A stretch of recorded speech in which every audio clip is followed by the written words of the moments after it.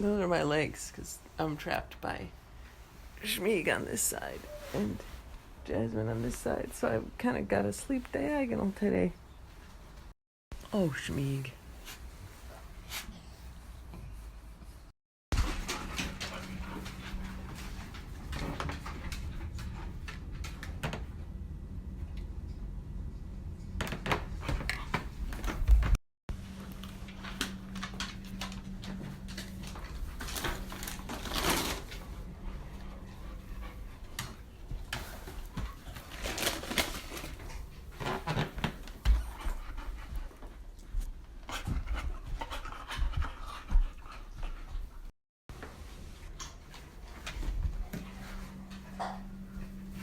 Okay, so I roasted you a giant carrot. It's for you. Okay, good job. You're so good.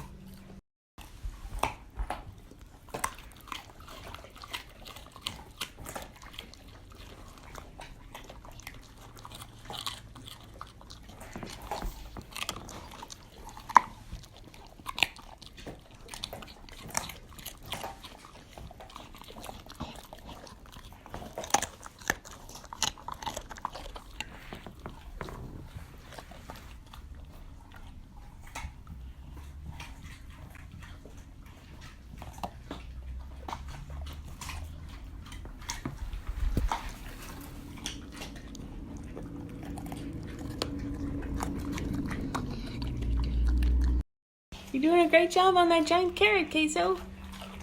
Oh man, that's so much more fun than the little ones.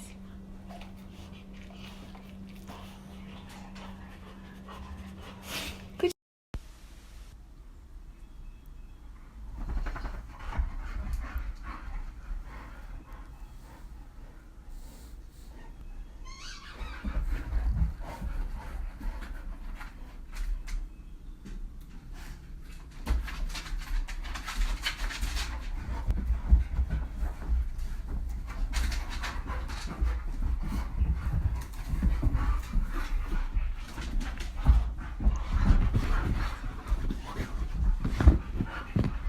Think that's a top quality flip you've got going here. You guys are very good. Hi. Hi, my upside down baby. You're so nice. Boop.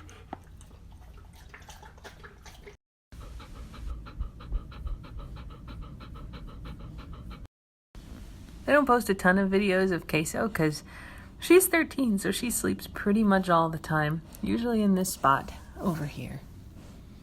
But you're my baby girl and I love you. Everybody on the internet loves you. You're a very great dog.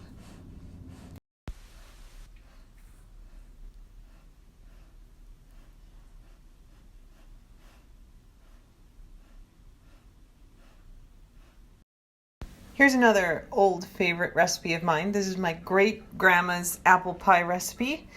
We're gonna start with like 6 or 7 apples. These are kind of medium sized. Use more if you want them small, but you basically just want to fill up the crust. And then you can cut them into chunks. I have like actually an apple slicer that'll cut really little pieces. But yeah, cut them up and then we're gonna put them in this bowl and mix them with the other stuff. Many of you have asked, Maggie does like apples. She eats the cores. Don't worry. The seeds are perfectly fine if she only eats a couple.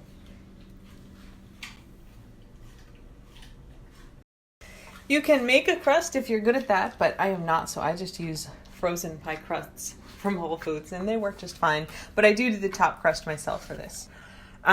So once you have your apples cut up, we're going to add half a cup of sugar and some cinnamon. I do like a couple teaspoons, and a couple tablespoons of flour.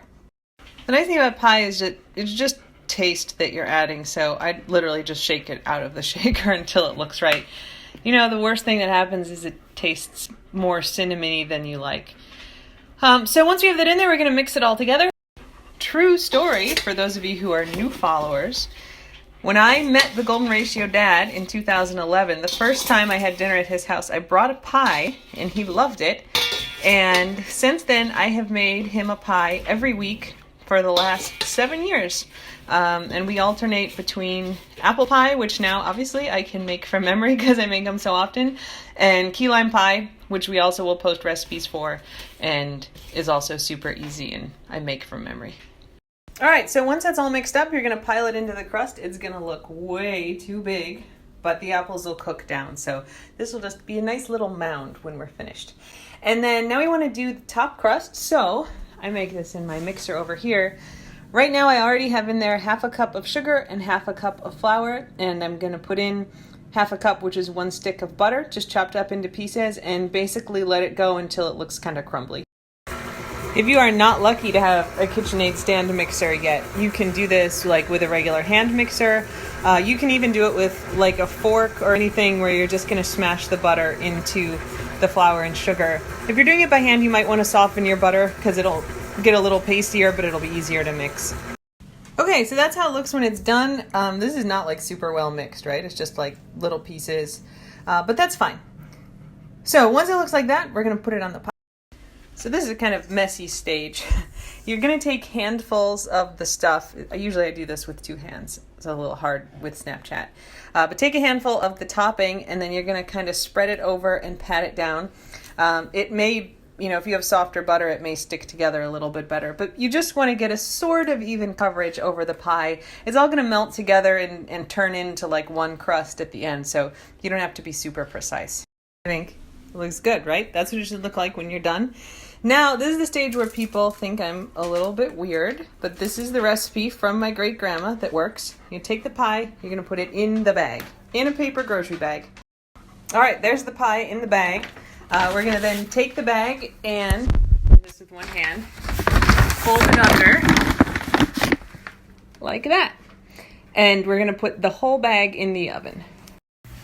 Okay, your bag will not start on fire as long as the bag is not touching the heating elements or like any of the top parts of the oven. I promise you, I have made literally 1,000 of these pies. The bag has never started on fire, but don't let it touch the heating elements.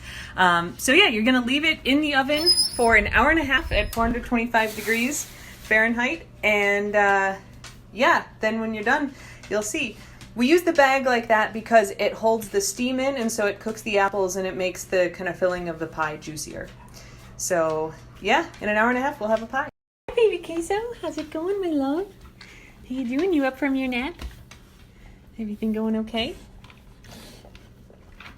Good job, you're so good. Looking good there, Schmeeg. Comfy? Okay, the pie is done. The bag did not start on fire. And you don't have to take it out of the bag like you put it in. You can just rip the bag open. And then, yeah, I just put this over onto a plate and let it cool. You can see it's not nearly as tall as it was, and it'll go down a little bit more too as it cools. And that's it.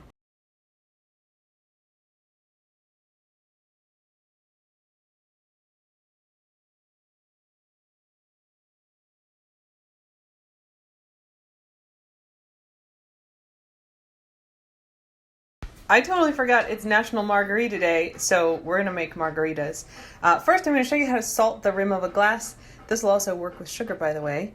You can take a lime, you can use water if you want, but I think it's better with a lime.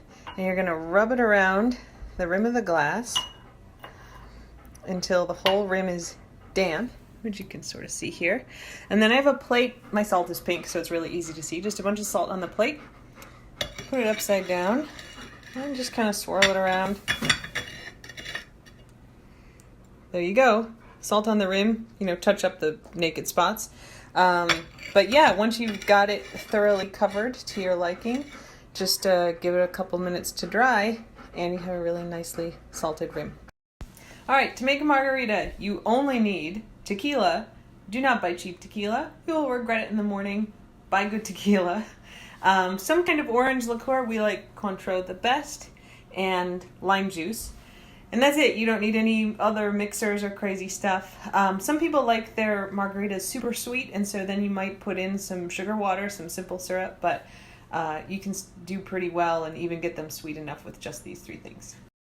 So you're going to want to work your own proportions, but generally a margarita is 1.5 ounces, like 1 shot, a big part of this, of tequila, 1 ounce, a small part of this, of triple sec, which is the Cointreau, and then 3/4 of an ounce, the halfway mark on here, of lime juice. You can put more Cointreau if you want it to be sweeter, so mess around and see what you like best.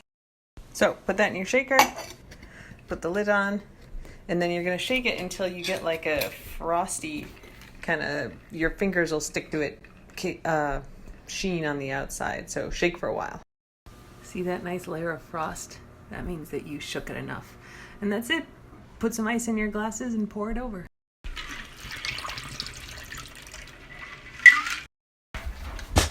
Good job, Schmeeg. Big is dinner, Big! Big, holy crap! Jasmine, come on, let's go. You get to come in your room. Let me turn the light on for you. Good job. Hops, you have yours already. Queso, come here. Here's yours, Queso. It's got cheese, it's delish. Hopper, there's cheese for you too. There you go. Carrot.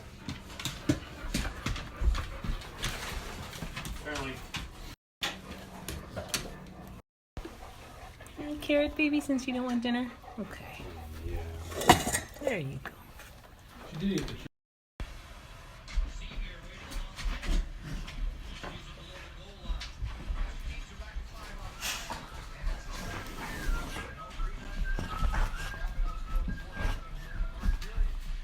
Put the pizza over here.